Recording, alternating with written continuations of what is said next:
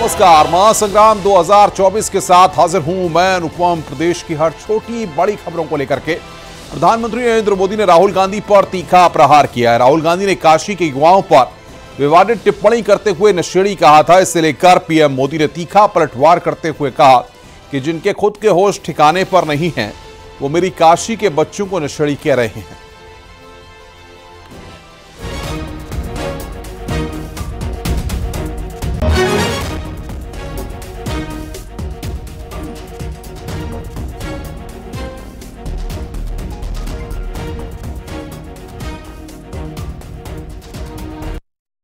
परिवार के युवराज का कहना और चौंक जाएंगे आप। कांग्रेस के युवराज परिवार ने क्या कहा? वो कह रहे हैं और काशी की धरती पर आके कह रहे हैं, काशी के नौजवान, यूपी के नौजवान नशेड़ी है। ये कैसी भाषा है भाई? मोदी को गाली देते देते तो इन्होंने 2 दशक बिता लिए, लेकिन अब ईश्वर रूपी जनता जनार्दन पर, यूपी के नौजवानों पर ही ये लोग अपनी फ्रस्ट्रेशन निकाल रहे हैं। जिनके अपने होश ठिकाने नहीं है, वो यूपी के मेरे काशी के बच्चों को नशेड़ी कह रहे हैं। अरे गौर परिवारवादियों, काशी का, यूपी का नौजवान तो विकसित यूपी बनाने में जुटा है। उधर राहुल गांधी ने काशी के युवाओं पर क्या टिप्पणी की थी, ये भी आपको सुनाते हैं। मैं वाराणसी गया, वाराणसी में देखा मैंने रात को बाजा बज रहा है। ठहर जा, बाजा बज रहा है। वहां पे शराब पिए सड़क पे लेटते हुए बाजा बज रहा है। यूपी का भविष्य रात को शराब पिए नाच रहा है, डांस कर रहा है नशे में। काशी के अपने 44वें दौरे पर प्रधानमंत्री मोदी ने बाबा विश्वनाथ की नगरी में कई घोषणाएं की। अपने लोकसभा क्षेत्र के लोगों से संवाद किया, प्रभु के दर्शन किए और विपक्ष की नकारात्मक सियासत पर भी तीखा तंज कसा। इंडी गठबंधन को नसीहत देते हुए पीएम मोदी ने कहा कि विपक्ष बांटने की राजनीति में लगा हुआ है।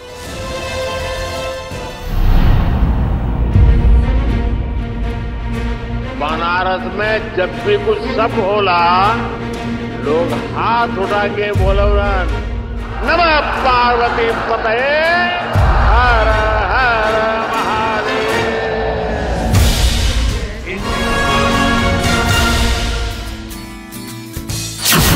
भोलेनाथ की काशी में विकास का डमरू बज रहा है। हर तरफ उत्सव सा माहौल है। पीएम मोदी 44वीं बार अपने लोकसभा क्षेत्र के लोगों से रूबरू हैं और एक के बाद एक काशी के विकास की हर इबारत को अपने हाथों से लिख रहे हैं। काशी दौरे के दूसरे दिन प्रधानमंत्री नरेंद्र मोदी ने विपक्ष को भी नसीहत दी। इंडी गठबंधन पर तीखा कटाक्ष करते हुए पीएम मोदी ने कहा कि इंडी गठबंधन लोगों को जात पात में बांटने का काम कर रही है। जनता को जात पात में बांटकर सिर्फ अपने परिवार का विकास कर रही है। इसीलिए ऐसे गठबंधन से सावधान रहने की जरूरत है। हमारे देश में जाति के नाम पर उकसाने और उन्हें लड़ाने में भरोसा रखने वाले इंडी गठबंधन के लोग दलित, वंचित के हित की योजनाओं का विरोध करते हैं।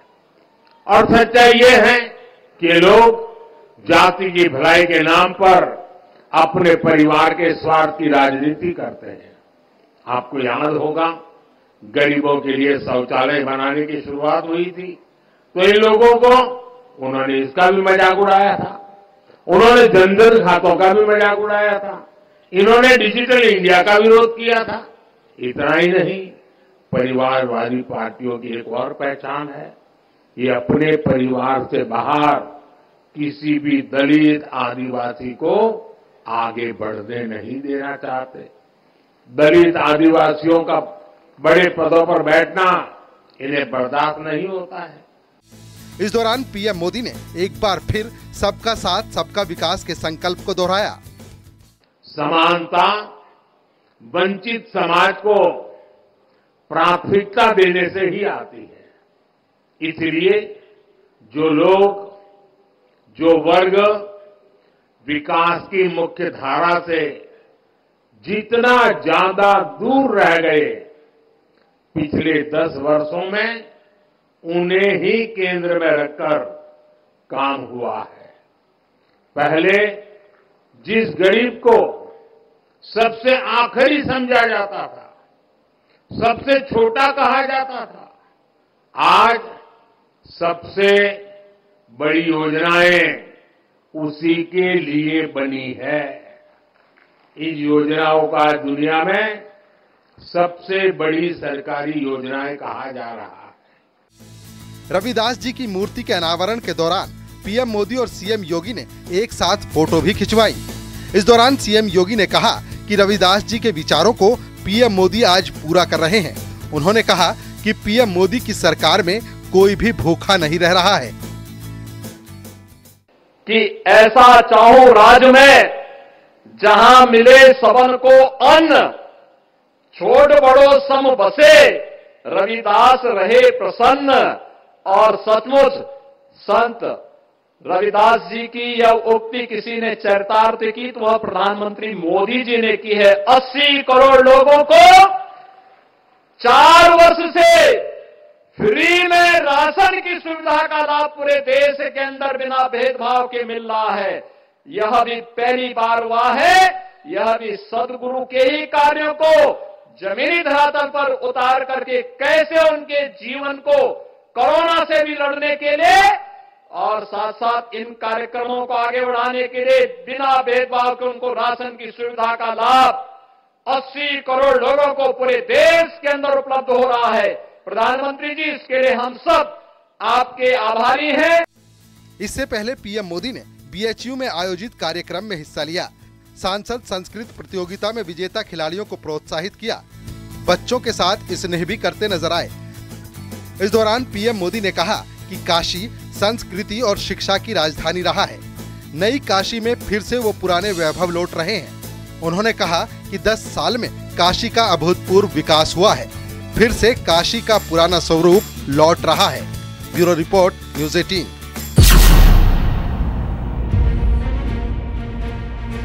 बनारस में जब भी कुछ सब होला, लोग हाथ उठा के बोलवन नमः पार्वती पतये हर हर महादेव।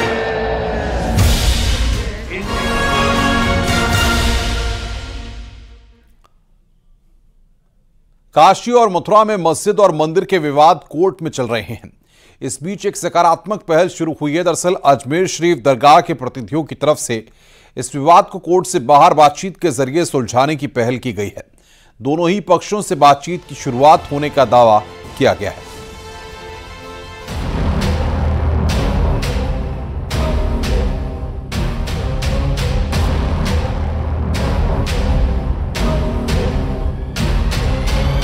मथुरा काशी जैसे जो मसले हैं, इसके लिए हमने तमाम ऑर्गेनाइजेशन, हिंदू मुस्लिम दोनों ऑर्गेनाइजेशन से अपील की है कि ऐसा माहौल बनाया जाए कि हम इस मसले को आउट ऑफ कोर्ट सेटलमेंट के जरिए सेटल कर सकें। काशी और मथुरा के विवाद को लेकर सकारात्मक सोच और विवाद को सुलझाने की पहल दिखने लगी है। ऑल इंडिया सूफी काउंसिल के चेयरमैन सैयद नसरुद्दीन चिश्ती ने काशी मथुरा विवाद सुलझाने को लेकर पहल की बात की है। उन्होंने कहा कि इसके लिए वो हिंदू और मुस्लिम दोनों संगठनों से संपर्क में हैं, उनसे बातचीत भी हो रही है। हम ये कोशिश करेंगे कि दोनों पक्षों में विवाद सुलझाने पर सहमति बने। जो पहल आपने की है, क्या पहल है, किस तरीके से आप? देखिए, ये पहल हम तमाम दरगाह के जो सज्जादा नशीन हैं, काउंसिल के नुमाइंदे आपके सामने यहाँ खड़े हैं, दीगर दरगाहों के, हम सब ने मिलकर की है। और दीवान साहब ने जो आज हमें मार्गदर्शन दिया है, क्योंकि दीवान सैयद ज़ैनुल आबिदीन साहब अजमेर दरगाह के जो आध्यात्मिक प्रमुख हैं, वो हमारी काउंसिल के चीफ पैट्रन हैं। उन्होंने एक बात रखी है कि देश ने पिछले 70-80 सालों में कई तरह के धार्मिक विवाद देखे हैं और अल्लाह का शुक्र है कि हम लोग मजबूती के साथ उन चीज़ों से उभरे हैं। लेकिन आने वाली जनरेशन को ऐसा माहौल ना मिले, देश तरक्की के रास्ते पे गामजन रहे और इस देश से हमेशा हमेशा के लिए धार्मिक उन्माद को समाप्त किया जाए।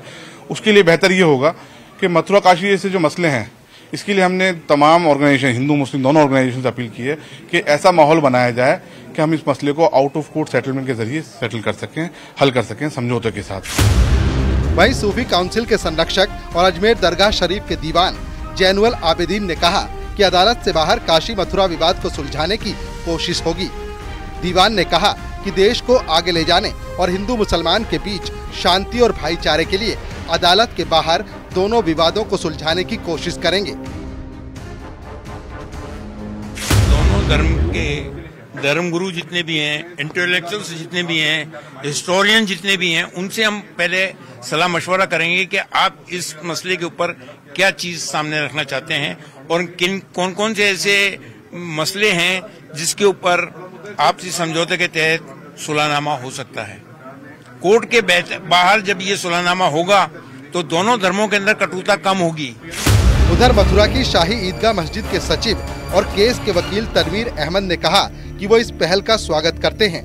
कोर्ट से बाहर विवाद को सुलझाने की पहल अच्छी है। देखिए, मथुरा में बहुत शांति लग रही है और भाईचारा वहाँ बना हुआ है। बाहर के लोग कुछ भाईचारा खराब करने का प्रयास जरूर करते हैं, लेकिन उनका जो बयान है जैनुल आबिदीन जी का, अगर वो आते हैं प्रयास करते हैं तो हम लोग उसमें आगे आएंगे।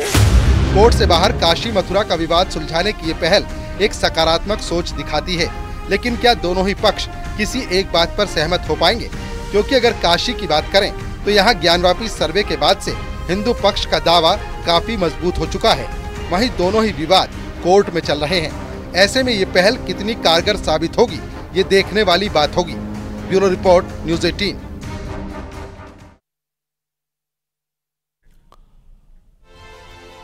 क्या आप हिंदू हैं और नॉनवेज खाते हैं? अगर हां तो सावधान हो जाइए। हो सकता है आपको साजिशन कोई एक ऐसा मीट खिलाया जा रहा हो जो आपको नहीं खाना चाहिए। उत्तराखंड में इसी को लेकर विवाद पैदा हो गया है।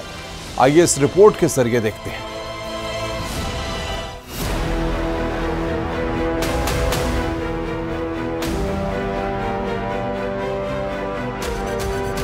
कुमाऊं के सबसे बड़े शहर हल्द्वानी में इस तरह के अनेकों बिरयानी सेंटर खुल चुके हैं। कोई हैदराबादी बिरयानी बेच रहा है तो कोई मुरादाबादी, दिल्ली और मेरठी। लंबे चावल, खड़े मसाले और चिकन में दम लगाकर बनने वाली इस बिरयानी के कई लोग दीवाने हैं। खास बात यह है कि ऐसे स्टॉल हिंदू इलाकों में हैं और लगाने वाले ज्यादातर मुसलमान, जो हलाल के चिकन से बिरयानी बना रहे हैं। और अब हिंदू संगठन इस पर कड़ा ऐतराज जाहिर कर रहे हैं। इसमें हमने देखा है कि बिरयानी की दुकानों में हलाल करके जो है मांस हिंदुओं को परोसा जा रहा है और हिंदुओं का धर्म भ्रष्ट करने का कार्य किया जा रहा है। तो हमने सिटी मजिस्ट्रेट से यह मांग की है कि जितने भी बिरयानी की दुकानें हैं इनमें हलाल प्रमाणिकता का बोर्ड लगे और मंगलवार वाले दिन जो है ये सारी दुकानें जो है पूर्ण रूप से बंद हों। दूसरी तरफ हिंदू इलाकों में बिरयानी बेचने वाले खुलेआम स्वीकार कर रहे हैं कि वो हलाल का मीट बिरयानी में इस्तेमाल कर रहे हैं। वहीं शिकायत मिलने पर प्रशासन भी सतर्क हो गया है। ये हलाल की बिरयानी और ये हिंदू बहुल इलाकों में सभी लोग खाते हैं आपके? जी सभी लोग खाते हैं। तो आपने कहीं दुकान पर लिख नहीं रखा कि ये किस तरह की बिरयानी है? नहीं। देखिए, इसमें एक ज्ञापन हमारे ऑफिस में कल प्राप्त हुआ है। कुछ संगठनों ने ज्ञापन दिया है जिसमें इन्होंने इस प्रकार की बात कही कि इनका बोर्ड लगाना आवश्यक है। तो इसमें नगर स्वास्थ्य अधिकारी को पत्र प्रेषित किया जा रहा है। जो भी नियमानुसार विभागीय इसमें निर्देश होंगे वो इसमें दिए जाएंगे। जाहिर है हिंदुओं में धार्मिक रूप से झटके और मुसलमानों में हलाल वाला मीट खाने का चलन है। मुसलमान झटके वाले मीट को छूते भी नहीं, लेकिन यही मुसलमान हिंदू इलाकों में हलाल की बिरयानी और नॉन वेज आइटम बेच रहे हैं, जिस पर अब विवाद खड़ा हो गया है। हिंदू संगठन मुस्लिम दुकानदारों की इस हरकत के खिलाफ खुलकर उतर आए हैं। हल्द्वानी से न्यूज़ 18 के लिए शैलेंद्र नेगी की रिपोर्ट।